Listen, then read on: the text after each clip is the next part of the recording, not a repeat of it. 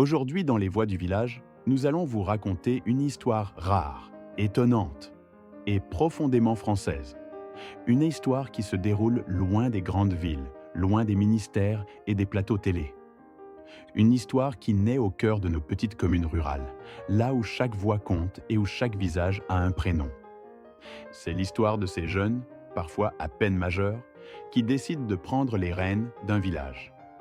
À 18, 20 ou 25 ans, ils deviennent maires, responsables d'une communauté, de ses services, de son avenir. Comment vivent-ils cette responsabilité énorme? Pourquoi les villages leur font-ils confiance? Et comment une telle élection peut-elle changer la vie de toute une commune? Bienvenue dans les jeunes maires des villages de France. Les chiffres parlent d'eux-mêmes. En France, il existe plus de 35 000 communes, dont une majorité sont des villages de moins de 1500 habitants. Mais parmi tous les maires, seulement 4,7% ont moins de 35 ans. Et en dessous de 25 ans, c'est presque inexistant. Pourtant, depuis quelques années, un nouveau phénomène apparaît. Des jeunes, nés et élevés dans le village ou revenus après leurs études, décident de s'engager. Ils se présentent aux élections municipales. Et parfois, ils gagnent. Le choc est souvent immense, pour la population, pour les autres élus et pour eux-mêmes. Parmi ces histoires, une ressort particulièrement. Celle de Hugo Biolay, élu maire de Vinzieux, un petit village ardéchois de 400 habitants, à seulement 18 ans. Le jour de son élection, les médias de toute la France se sont déplacés pour filmer ce jeune garçon, encore lycéen, devenu le plus jeune maire du pays. Mais ce que l'on connaît moins, c'est l'histoire derrière les caméras. Vinzieux, un village simple, entre collines et petites routes. Une population vieillissante, comme beaucoup de communes rurales. Un besoin d'énergie, de modernisation, de renouveau. Les habitants racontent que Hugo était déjà connu pour aider, organiser, proposer des idées. Alors quand il a annoncé sa candidature, certains ont souri, d'autres ont douté, mais beaucoup ont pensé « pourquoi pas ?» Et ils ont voté pour lui. Être maire à 18, 20 ou 25 ans, ce n'est pas juste un titre. C'est une charge, un poids, une montagne de responsabilités. Les jeunes maires racontent souvent les réunions avec des élus 2 ou 3 fois plus âgés, le regard parfois sceptique de certains administrés, les dossiers complexes, budget, permis de construire, subventions, sécurité, voirie, école.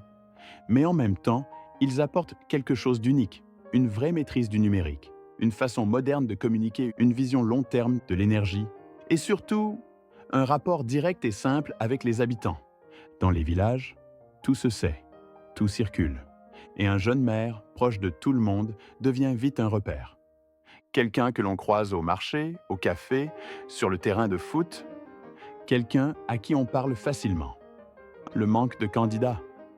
Dans beaucoup de communes rurales, les anciennes équipes se fatiguent. Plus personne ne veut prendre la relève. Alors, un jeune motivé devient une solution. Et parfois, une chance. Le besoin de renouveau. Les villages doivent faire face à la fermeture des commerces, la perte de population, l'accès difficile aux services, le manque de communication moderne.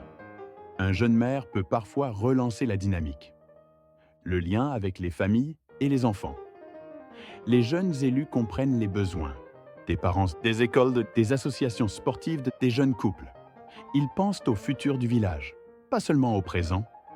La maîtrise du numérique. Site internet, réseaux sociaux, communication avec les habitants. Les jeunes savent faire. Et cela change totalement la vie d'une commune. Bien sûr, tout n'est pas simple. Être jeune maire, c'est aussi apprendre vite, parfois trop vite, gérer les critiques, affronter les résistances, trouver sa place parmi des élus expérimentés et accepter que certains ne vous prendront jamais vraiment au sérieux. Mais malgré tout, ils tiennent. Ils apprennent, avancent, travaillent et souvent transforment leur village en profondeur. Dans les petites communes, chaque décision se voit, chaque projet se commente, chaque erreur se remarque. Mais lorsqu'un jeune s'engage, beaucoup de villages ressentent une fierté, celle de montrer que la ruralité n'est pas dépassée, que l'avenir n'est pas réservé aux villes, que les campagnes peuvent aussi compter sur la nouvelle génération. Parce qu'au final, un maire, jeune ou vieux, c'est quelqu'un qui aime son village, quelqu'un qui veut le voir vivre. Dans les villages de France, il existe encore ces histoires surprenantes où la jeunesse prend la tête, où la tradition rencontre la modernité, où le courage parle plus fort que l'âge. Alors la question se pose, la France rurale est-elle prête à confier son avenir à une nouvelle génération? Les jeunes maires sont-ils l'avenir de nos communes? À vous de décider. Ici, les voix du village. Merci d'avoir voyagé avec nous dans un nouveau coin de la France rurale. On se retrouve très bientôt pour une nouvelle histoire.